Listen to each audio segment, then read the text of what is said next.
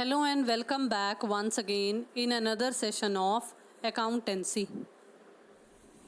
मुझे उम्मीद है कि लेजर अकाउंट्स का जो मैंने एक सेशन आपको प्रोवाइड किया था वो आपको बहुत अच्छे तरीके से समझ में आया होगा। आज हम लेजर अकाउंट्स का एक प्रैक्टिकल कंसेप्ट डिस्कस करेंगे जिसमें हम एक क्वेश्चन अटेम्प्ट करेंगे जिसमें हम समझेंगे कि किस तरह से वेरियस लेजर अकाउंट्स ओपन किए जा सकते हैं, मतलब किस तरह से जर्नल एंट्रीज को लेजर अकाउंट्स में पोस्ट किया जाता है। तो देखिए, पहले जल्दी से क्वेश्चन रीड आउट करते हैं। मेरी बुक के अकॉर्डिंगली पेज नंबर 52 पर 13.52 पर, क्योंकि ये चैप्टर नंबर 13 है तो 13.52 पर मेरे पास ये क्वेश्चन नंबर 1 अवेलेबल है। मेरी बुक जो है वो हरियाणा एडिशन के अकॉर्डिंगली जो डीके गोयल की बुक है वो है। तो क्वेश्चन नंबर 1 में हमें बेसिकली क्या कहा गया है, हमें जर्नलाइज दी फॉलोइंग ट्रांजैक्शंस और फिर post them into ledger and then prepare the accounts balance the accounts and prepare a trial balance कहा हुआ है। देखो, आपको मैंने जर्नल किस तरह से पास करनी है ये समझाया है।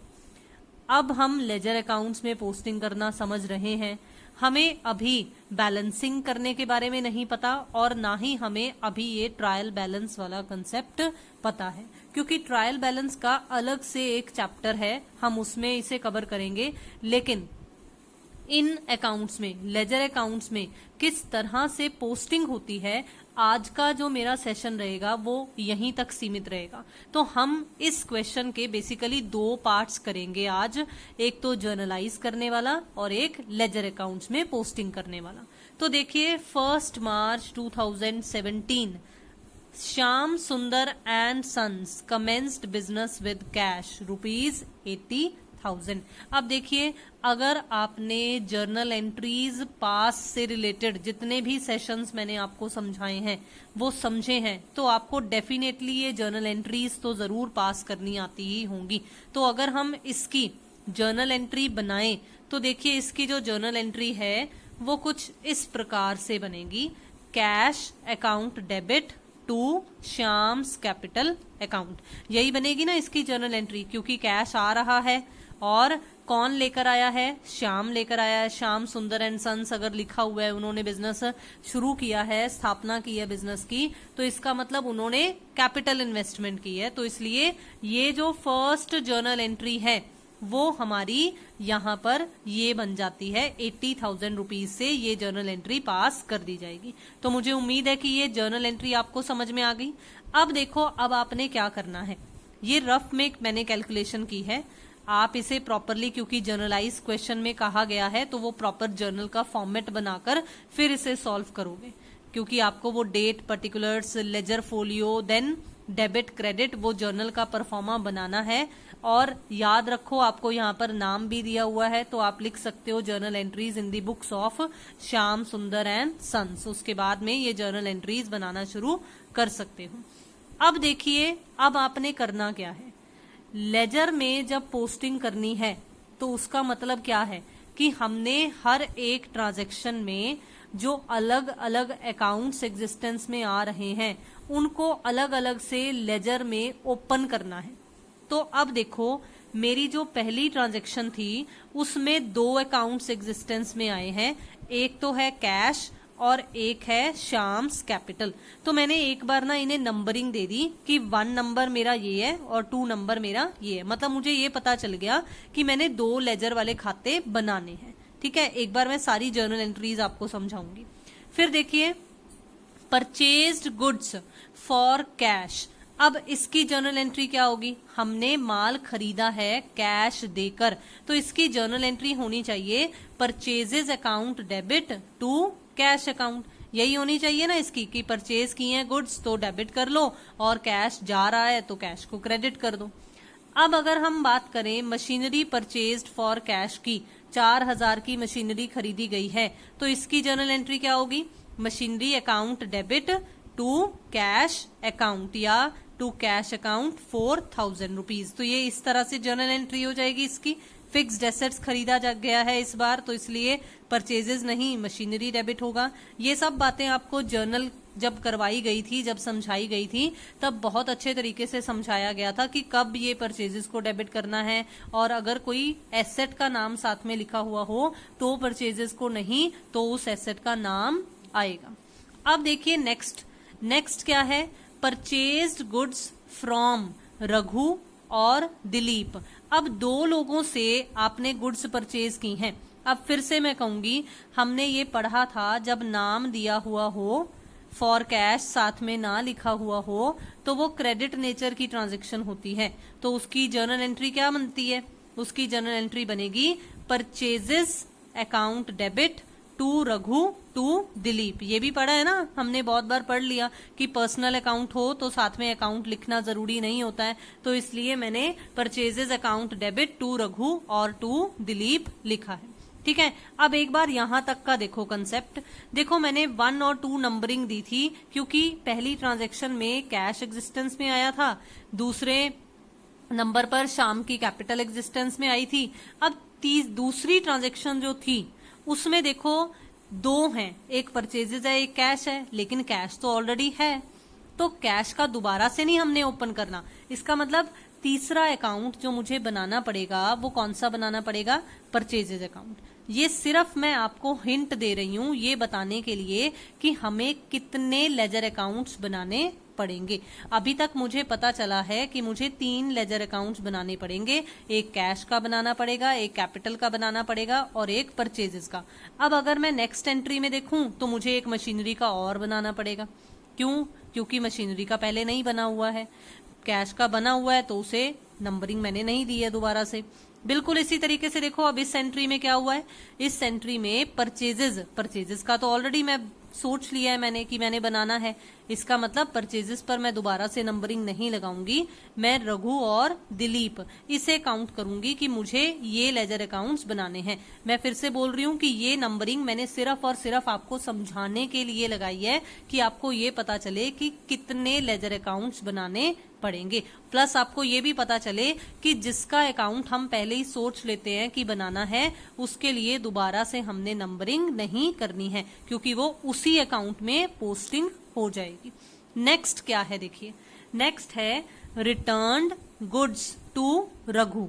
अब हमने जो परचेजेस की थी हम वो परचेजेस रिटर्न कर रहे हैं, तो आपको कैसे समझाया हुआ है जर्नल एंट्री में, ये समझाया हुआ है कि परचेज रिटर्न की फॉर्म में ये जर्नल एंट्री पास होगी।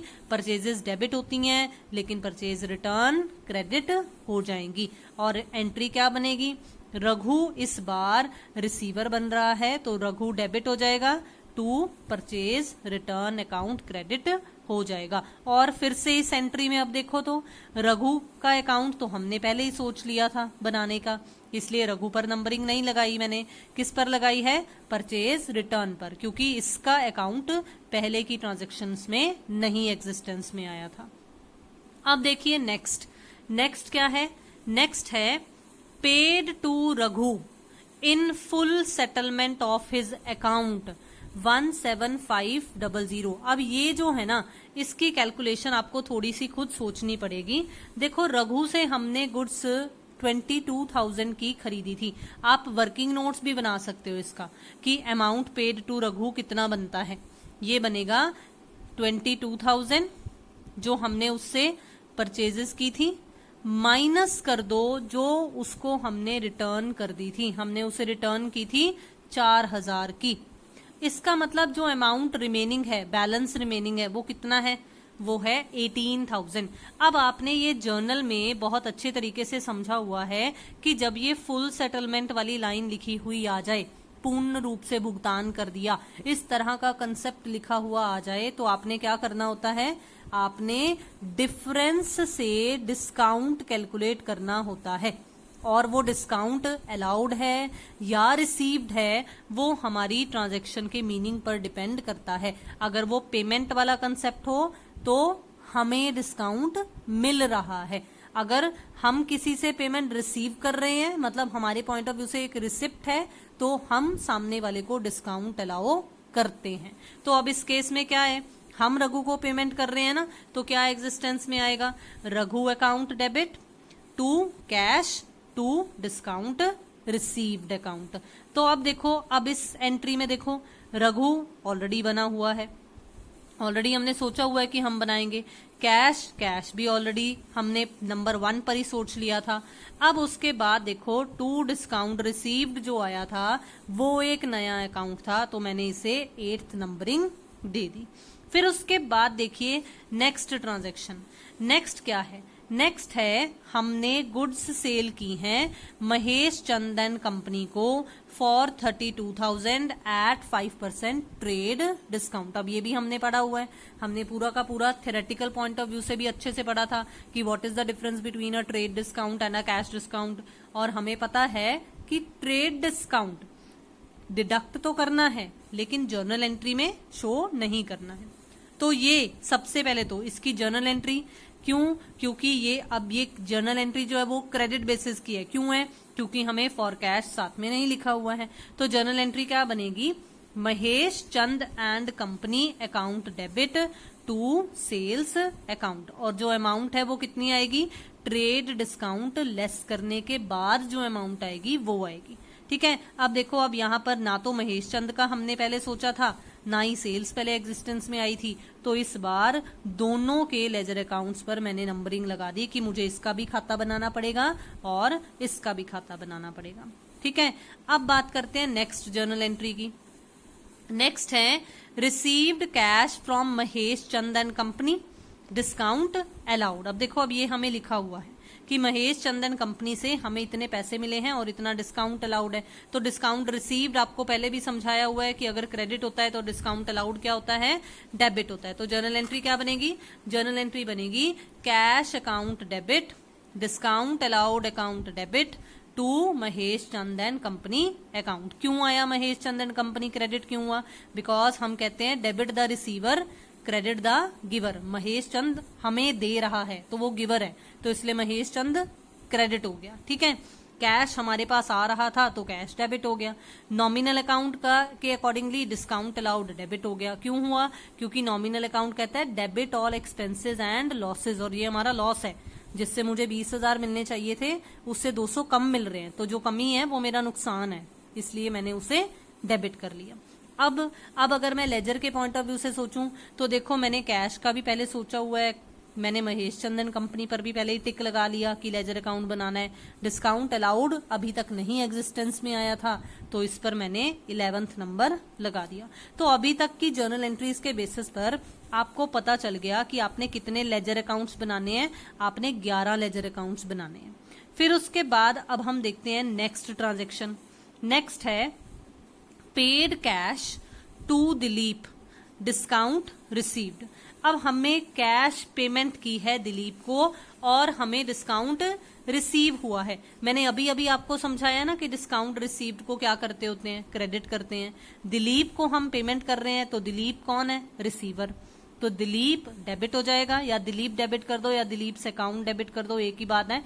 फिर टू कैश और to discount received.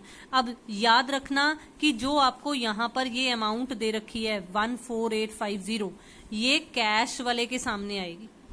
Discount received में डिस्काउंट रिसीव्ड वाला ये 150 आएगा, और दोनों का टोटल जो है वो यहाँ दिलीप में आएगा। ठीक है, अब आगे क्या है, आगे है सोल्ड गुड्स फॉर कैश। हमने गुड्स सेल की हैं कैश बेसिस पर, तो ये तो बहुत ही आसान जर्नल एंट्री है। कैश आ रहा है, गुड्स जा रही हैं सेल्स के पॉइंट ऑफ व्यू से, तो क्या जर्नल एंट्री बनेगी, cash account debit to sales account 25,000।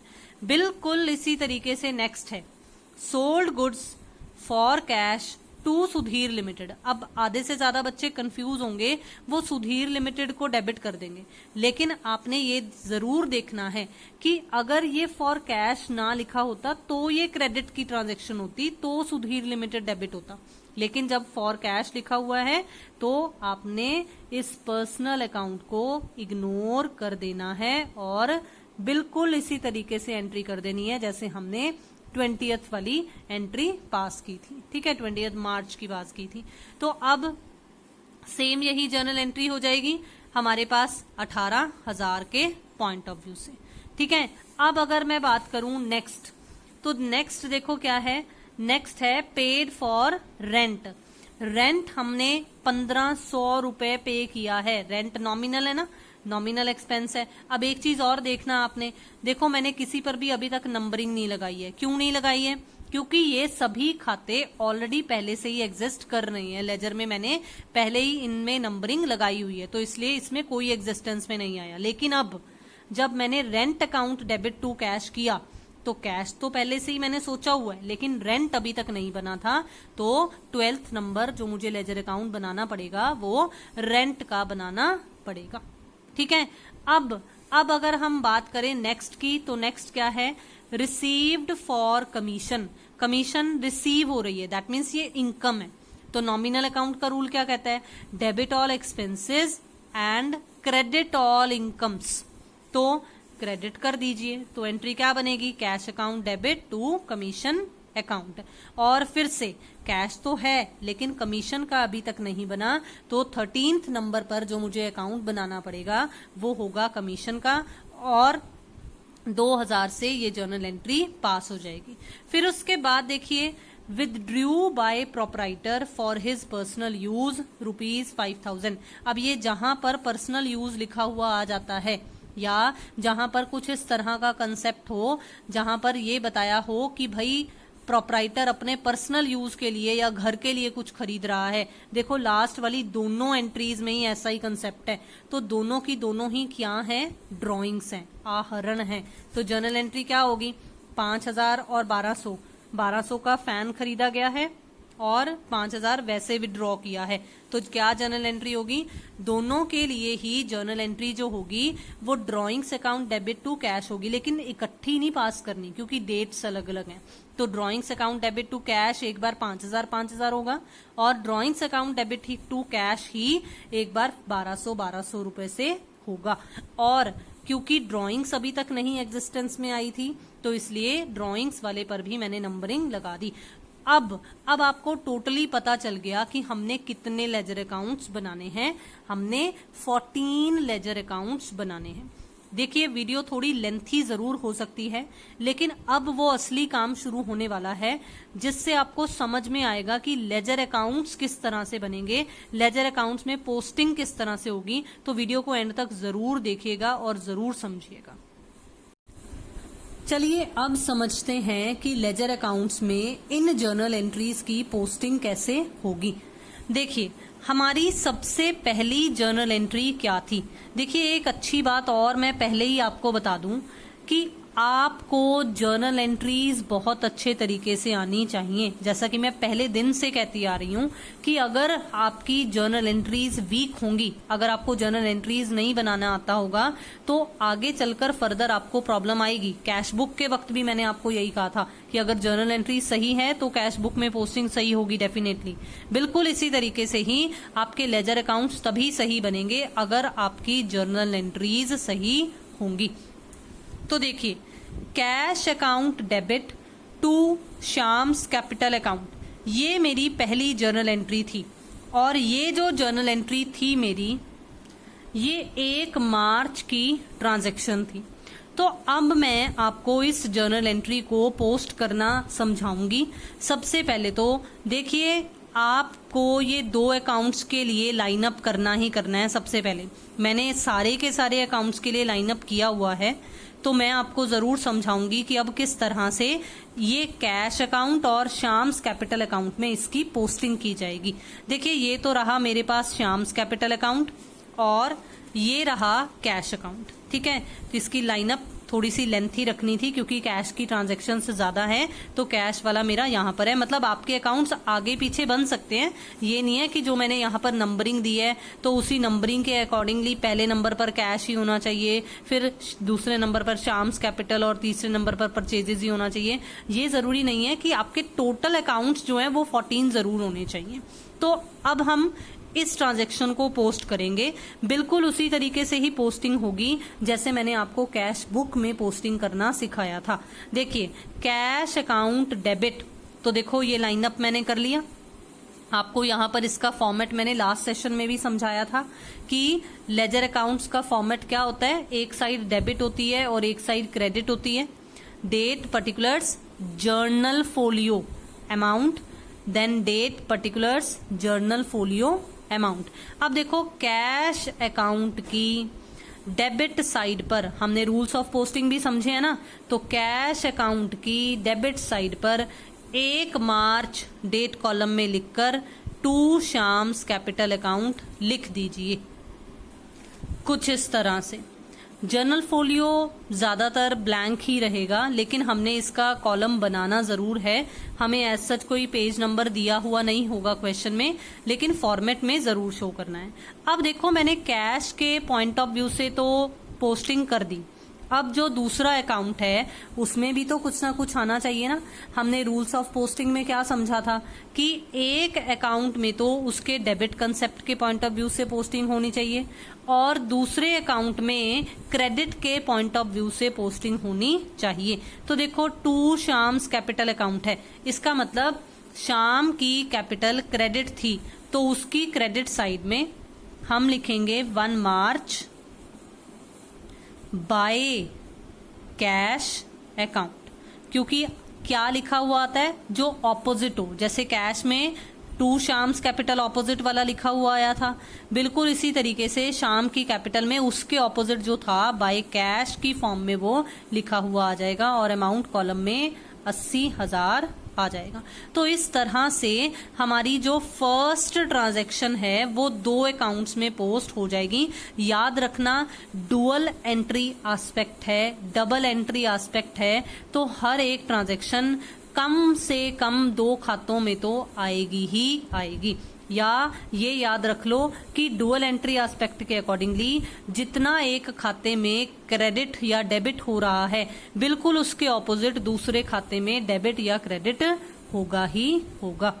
अब हम बात करते हैं इस सेकंड एंट्री की। देखो purchases account debit to cash, तो ये रहा मेरा कैश अकाउंट और ये रहा मेरा परचेजेस अकाउंट। अब हम क्या करेंगे, अब हमने परचेजेस अकाउंट डेबिट है, तो देखो सबसे पहले तो देखते हैं कि ये कौन सी डेट की ट्रांजैक्शन है।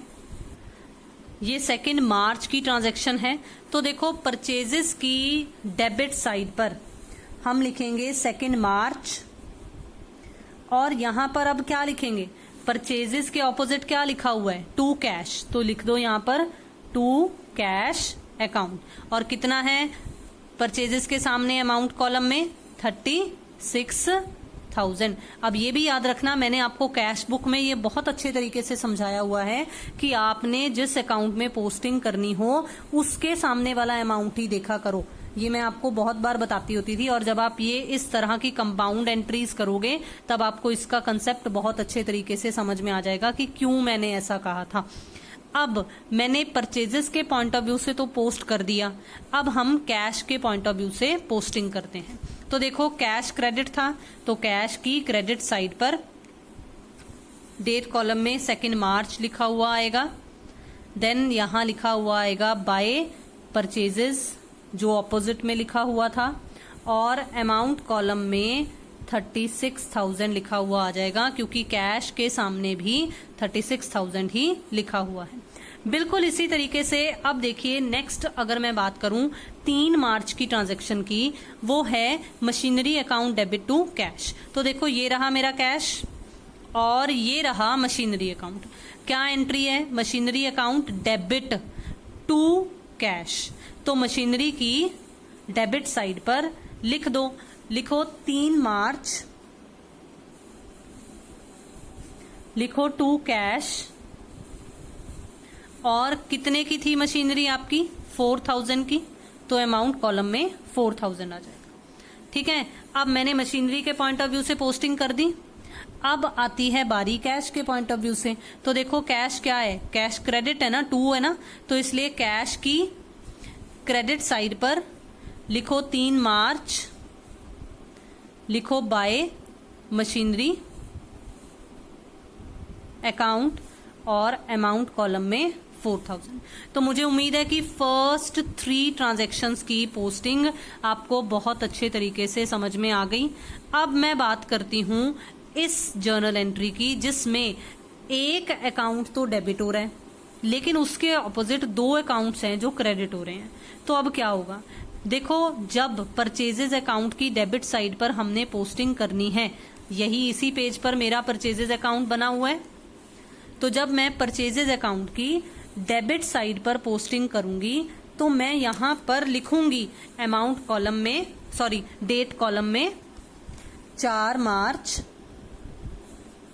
और यहां लिखूंगी दोनों के नाम, मतलब अलग अलग से, 2 रघु, फिर से 4 मार्च लिखकर 2 दिलीप।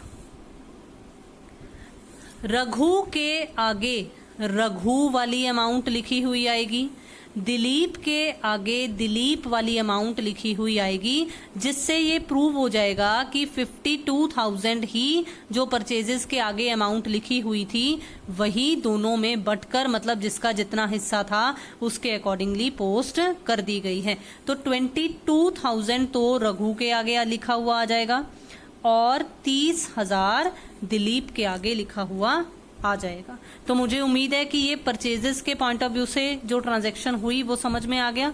अब देखते हैं रघु और दिलीप का अकाउंट। तो देखो ये रहा रघु और दिलीप के लेजर अकाउंट्स। तो देखो दोनों ही क्रेडिट थे, क्योंकि हमारी जो जर्नल एंट्री थी वो थी Raghu account, sorry purchases account debit 2 Raghu 2 Dilip, तो दोनों ही क्रेडिट हैं। इसलिए अब हम क्या करेंगे, वैसे भी परचेजेस की अगर डेबिट में आया है तो इनकी क्रेडिट में आएगा, तो क्या लिखा हुआ आएगा 4 मार्च बाय परचेजेस। अब यहां पर जितना रघु का अमाउंट था, रघु की अमाउंट थी 22,000, वो लिखी हुई आएगी। बिल्कुल इसी तरीके से दिलीप के भी यही सेम चीज लिखी हुई आएगी बाय परचेजेस, लेकिन यहां पर जो उसकी अमाउंट थी वो लिखी हुई आएगी। नेक्स्ट जर्नल एंट्री देखिए, नेक्स्ट है Raghu account debit 2 purchase return. हमने रघु को परचेज रिटर्न किए थे ना, 6 मार्च की ये ट्रांजैक्शन है 4,000 से। तो रघु की डेबिट साइड पर लिख दो 2 परचेज रिटर्न अकाउंट। तो देखो ये रहा रघु, रघु की डेबिट साइड पर हम सबसे पहले लिखेंगे डेट कॉलम में 6 मार्च, फिर हम लिखेंगे 2 परचेज रिटर्न अकाउंट और अमाउंट कॉलम में हम लिख देंगे 4,000। अब देखिए बहुत ही ध्यान से, हमने परचेज रिटर्न का अब अकाउंट बनाना है। अब अगर रघु की डेबिट साइड पर, मैंने डेबिट साइड पर पोस्टिंग की है ना, तो देखो यहां अब क्रेडिट में आएगी। क्या आएगी क्रेडिट में, 6 मार्च बाय, क्या लिखा हुआ आएगा रघु। मतलब एक चीज, जैसे मैंने आपको पहले भी एक बार समझाई हुई है शायद ये बात, कि जिसका जो मतलब खाता हो, जो लेजर अकाउंट हो, उसमें उसी का नाम नहीं आता है। जैसे आपको कैश और बैंक वाले में समझाती होती थी ना, डबल कॉलम वाले में, कि अगर यहाँ कैश लिखा हुआ आया है तो बैंक वाले कॉलम में आएगा अमाउंट, अगर बैंक लिखा हुआ आया है तो कैश वाले में, मतलब जिसका खाता हो उसी के खाते में पोस्टिंग नहीं होती है, मतलब उसके ही नाम से पोस्टिंग नहीं होती है। तो बिल्कुल इसी तरीके से ये है कि अगर परचेज रिटर्न में है तो यहाँ पर बाय परचेज रिटर्न ही नहीं लिखा हुआ आ सकता, यहाँ पर उस दूसरे अकाउंट का नाम आएगा जिसके अगेंस्ट हमने परचेज रिटर्न की है। तो अब यहाँ पर by Raghu and amount column में 4,000 लिखा हुआ आ जाएगा। नेक्स्ट क्या है आपके पास, नेक्स्ट है हमने रघु को पेमेंट कर दी बैलेंस अमाउंट की। अब देखो हमने अदरवाइज तो हमने माइनस कर कर निकाला था कि कितनी बैलेंस अमाउंट है। अब आप देखो, अगर आप यहाँ पर इसके अकाउंट को देखोगे तो आपको देखने में ही पता चल रहा है कि 18,000 का बैलेंस निकल रहा है ना। 22,000 में से 4,000 लेस हो रहा है तो 18,000 का अभी भी बैलेंस पड़ा है। तो ऐसा ही हमने कैलकुलेट किया था। अब देखिए, अब आपने क्या करना है, रघु की डेबिट साइड पर 2 चीजें क्रेडिट में हैं। जैसे मैंने आपको ये वाला बताया था ना, परचेजेस के 2 हैं तो दोनों आएंगी। तो बिल्कुल इसी तरीके से अब रघु की डेबिट साइड पर ये दोनों चीजें आएंगी, 2 कैश भी और 2 डिस्काउंट रिसीव्ड भी। अब देखिए, to cash account and to discount received account, ये फुल लिखना है, मैं शॉर्ट में लिख रही हूं। अब देखिए ये कौन सी डेट की ट्रांजैक्शन थी, ये 8 मार्च की ट्रांजैक्शन थी। अब अमाउंट याद रखना, जैसे आपको यहाँ पर रघु के सामने रघु वाला और दिलीप के सामने दिलीप वाला लिखवाया था जब परचेजेस वाले खाते में करवाई थी पोस्टिंग, बिल्कुल इसी तरीके से अब आपने ये अमाउंट्स लिखने हैं, इकट्ठा 18,000 नहीं लिखना है। तो 17,500 और 500, और यहां पर लिखा हुआ आ जाएगा 8 मार्च। ठीक है, तो मुझे उम्मीद है कि आपको बहुत अच्छे तरीके से यहां तक का समझ में आ रहा है। नेक्स्ट देखिए, नेक्स्ट ट्रांजैक्शन क्या है, महेश चंद, सॉरी अभी हमने रघु के पॉइंट ऑफ व्यू से पोस्टिंग की है, अभी कैश और डिस्काउंट रिसीव्ड के पॉइंट ऑफ व्यू से अभी पेंडिंग है। तो अब पहले इनके पॉइंट ऑफ व्यू से पोस्टिंग करते हैं। दोनों की क्रेडिट साइड पर लिखा हुआ क्या आएगा, बाय रघु, और जो जो उनके अगेंस्ट अमाउंट है वो उनके अकाउंट्स में क्रेडिट हो जाएंगे। जैसे कुछ इस तरह से डिस्काउंट रिसीव्ड में, और कुछ इस तरह से कैश की क्रेडिट साइड पे। नेक्स्ट है Mahesh Chandan company account debit to sales. तो देखो ये दोनों के दोनों अकाउंट्स हमने अब नए बनाने थे, बने हुए हैं, अब इनकी पोस्टिंग करते हैं। महेश चंद की डेबिट साइड पर टू सेल्स लिख दो, सेल्स की क्रेडिट साइड पर by Mahesh Chand and company लिख दो। फिर से बता दूं, पर्सनल अकाउंट है तो जरूरी नहीं है कि हम ये अकाउंट वर्ड साथ में लिखें। तो देखो महेश चंद एंड कंपनी की डेबिट साइड पर 10 मार्च टू सेल्स लिख दिया जाएगा, और सेल्स की क्रेडिट साइड पर 10 March by Mahesh Chand and company लिखकर अमाउंट कॉलम में अमाउंट लिख दी जाएगी। अब देखिए, अब नेक्स्ट हमारे पास क्या है, नेक्स्ट हमारे पास 13 मार्च की ट्रांजैक्शन है जिसमें हमने महेश चंद एंड कंपनी को पेमेंट की थी। तो देखिए कैश डेबिट हो, सॉरी हमें मिली थी महेश चंद एंड कंपनी से पेमेंट क्योंकि हमने उसे सेल की थी। तो कैश डेबिट हो रहा है, डिस्काउंट अलाउड डेबिट हो रहा है, और महेश चंद एंड कंपनी क्या हो रही है, क्रेडिट हो रही है। तो जल्दी से देखते हैं कि इनकी पोस्टिंग किस तरह से होगी। देखो सबसे पहले तो है कैश की डेबिट साइड, तो कैश की डेबिट साइड पर लिखा हुआ आएगा 13 March two Mahesh Chand and company, क्योंकि देखो इस बार डेबिट 2 हैं, लेकिन हमने डेबिट के ऑपोजिट जो क्रेडिट में लिखा हुआ होता है उसको यहाँ पर्टिकुलर्स में लिखना होता है, तो लिख दिया। लेकिन मैंने आपको क्या समझाया है कि अमाउंट जो उसके सामने वाली है वो आएगी, और अमाउंट कैश हमें कितना मिला था 19,800, तो यहाँ पर 19,800 लिखा हुआ आ जाएगा। फिर देखो डिस्काउंट अलाउड डेबिट है, तो ये देखो डिस्काउंट अलाउड की डेबिट साइड पर डेट कॉलम में डेट लिखने के बाद जो opposite to Mahesh Chand and company था वो लिख दिया गया है, और अमाउंट इस बार जो डिस्काउंट के सामने वाली थी 200 वो डिस्काउंट अलाउड में लिखी गई है। अब महेश चंद में क्या आएगा, क्योंकि महेश चंद जो कि क्रेडिट था लेकिन उसके ऑपोजिट 2 चीजें डेबिट थी, तो देखो कुछ इस तरह से महेश चंद की क्रेडिट साइड पर दोनों को by cash and bye discount allowed 13 मार्च अलग अलग डेट कॉलम में डेट लिखी जाएगी, और अमाउंट्स जो हैं रिस्पेक्टिव सामने लिख दिए जाएंगे। तो मुझे उम्मीद है कि ये भी समझ में आ गया। नेक्स्ट देखो बिल्कुल इसी तरीके से लेकिन थोड़ी सी अलग, दिलीप को हमने पेमेंट की है, तो Dilip account debit to cash to discount received account. तो चलिए इसकी पोस्टिंग देखते हैं। देखो सबसे पहले तो 15 मार्च की ये ट्रांजैक्शन थी। अब दिलीप के ऑपोजिट 2 चीजें क्रेडिट हैं, तो देखो दिलीप की डेबिट साइड पर 15 मार्च लिखकर दोनों की दोनों चीजें क्रेडिट हो जाएंगी और सामने उनकी रिस्पेक्टिव अमाउंट आ जाएगी। अब अगर हम डिस्काउंट रिसीव्ड अकाउंट की बात करें जो कि क्रेडिट हुआ था, तो देखो उसकी क्रेडिट साइड पर बाय दिलीप लिखा हुआ आ जाएगा, डेट कॉलम में 15 मार्च और अमाउंट कॉलम में डिस्काउंट वाली अमाउंट लिखी हुई आ जाएगी। और कैश अकाउंट में क्या आएगा, कैश अकाउंट की क्रेडिट साइड पर 15 मार्च बाय दिलीप और कैश की अमाउंट पोस्ट हो जाएगी। अब देखिए जो नेक्स्ट ट्रांजैक्शंस थी कैश सेल्स वाली, एक थी 20 मार्च को, एक थी 24 मार्च को। तो अब क्या होगा, अब हम सबसे पहले कैश की डेबिट साइड पर लिखेंगे क्या, एक बार मैं इकट्ठी करूंगी ये एंट्री, एक बार मैं 20 मार्च लिखूंगी और यहां लिखूंगी टू सेल्स, और अमाउंट कॉलम में 20 मार्च वाली सेल्स की अमाउंट थी 25,000, तो वो 25,000 लिखा हुआ आ जाएगा।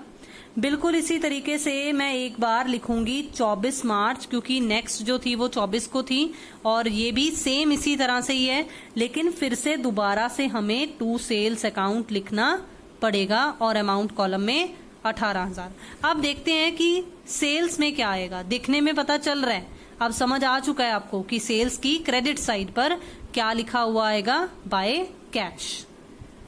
तो देखो सेल्स की क्रेडिट साइड पर 20 मार्च भी बाय कैश, लेकिन 20 मार्च वाली अमाउंट, बिल्कुल इसी तरीके से 24 मार्च को भी बाय कैश, लेकिन 24 मार्च को जो अमाउंट हमें सेल्स की दी हुई थी उससे ये एंट्री पोस्ट की जाएगी। अब देखिए next, rent account debit to cash, ये थी हमारे पास नेक्स्ट ट्रांजैक्शन। अब हम इसे पोस्ट करेंगे।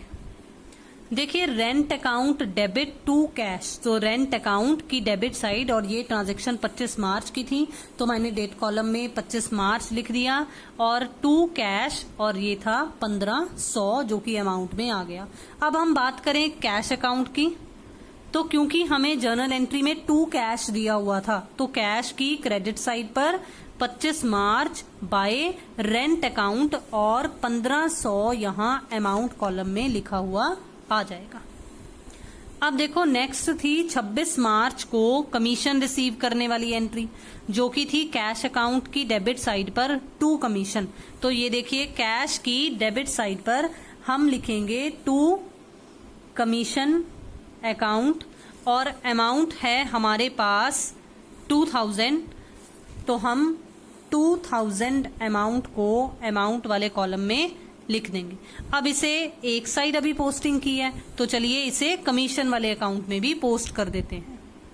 तो कुछ इस तरह से इसे कमीशन की क्रेडिट साइड पर बाय कैश लिखकर पोस्ट कर दिया जाए। अब देखिए जो लास्ट टू ट्रांजैक्शंस हैं ड्रॉइंग्स वाली, वो दोनों ही सेम डेट को ही थी, तो अलग अलग पास करने की बजाय हम इकट्ठी ही पास कर देंगे उसे। वो मैंने आपको समझाने के लिए अलग अलग कर कर दिखाई थी, तो एक ही साथ अगर हम उसे करेंगे तो वो हो जाएगी drawings account debit to cash 6200, क्योंकि हमें 5000 और 1200 दो अलग अलग अमाउंट्स दिए हुए हैं, एक ही दिन की ट्रांजैक्शन है, तो हम उसे कंबाइन कर कर जर्नल एंट्री पास कर देंगे।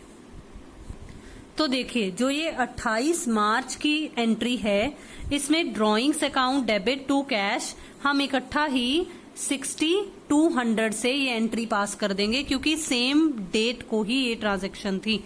तो अब हम ड्रॉइंग्स में इसे पोस्ट करें, तो ड्रॉइंग्स की डेबिट साइड पर 28 मार्च टू कैश अकाउंट लिखा हुआ आ जाएगा 6200। अब ये कैश की दूसरी साइड पर पोस्ट होगी 6200 से, कुछ इस तरह से कैश की क्रेडिट साइड पर बाय ड्रॉइंग्स लिखकर। तो देखिए मुझे उम्मीद है कि जो आज का मैंने सारा का सारा क्वेश्चन ये आपको समझाया, जिसमें आपको जर्नल एंट्रीज और किस तरह से हर एक जर्नल एंट्री को डिफरेंट लेजर अकाउंट्स में पोस्ट किया जा सकता है, ये आपको बहुत अच्छे तरीके से समझ में आया होगा। मैं इसी क्वेश्चन को नेक्स्ट सेशन में कंटिन्यू करूंगी, ताकि मैं आपको बैलेंसिंग समझा सकूं, किसकी बैलेंसिंग करनी है किसकी नहीं करनी है, किस तरह से फिर फर्दर हम ट्रायल बैलेंस बना सकते हैं, जो कि हमें आज के क्वेश्चन में नाम सुनने को मिला था। तो हम पहले हल्का सा हिंट लेंगे ट्रायल बैलेंस का भी, फिर उसके बाद इसी क्वेश्चन के बेसिस पर ट्रायल बैलेंस भी बनाएंगे, ताकि हमारा ट्रायल बैलेंस वाला प्रैक्टिकल कंसेप्ट यहीं पर साथ की साथ पूरा हो जाए, और हमें आगे फर्दर ट्रायल बैलेंस की जो चैप्टर दिया हुआ है उसमें सिर्फ थ्योरेटिकल पॉइंट ऑफ व्यू से उसे कवर करना पड़े। तो एक बार मैं आपको काउंट जरूर करवाना चाहूंगी कि हमने कितने अकाउंट्स बनाए हैं। मैंने आपको टोटल 14 बताए थे, तो देखिए 1 2 3 4 5 6 7 8 9 10, 11, 12, 13 एंड 14। तो मुझे उम्मीद है कि आपको ये 14 के 14 लेजर अकाउंट्स किस तरह से बनाएं और कैसे पोस्टिंग की, ये आपको बहुत अच्छे तरीके से समझ में आया। जल्दी से चैनल को सब्सक्राइब कर लीजिए अगर आपने अभी तक नहीं किया है। शेयर कीजिए वीडियोस को, लाइक कीजिए वीडियोस को, do comments also. Thank you so much for watching and have a nice day.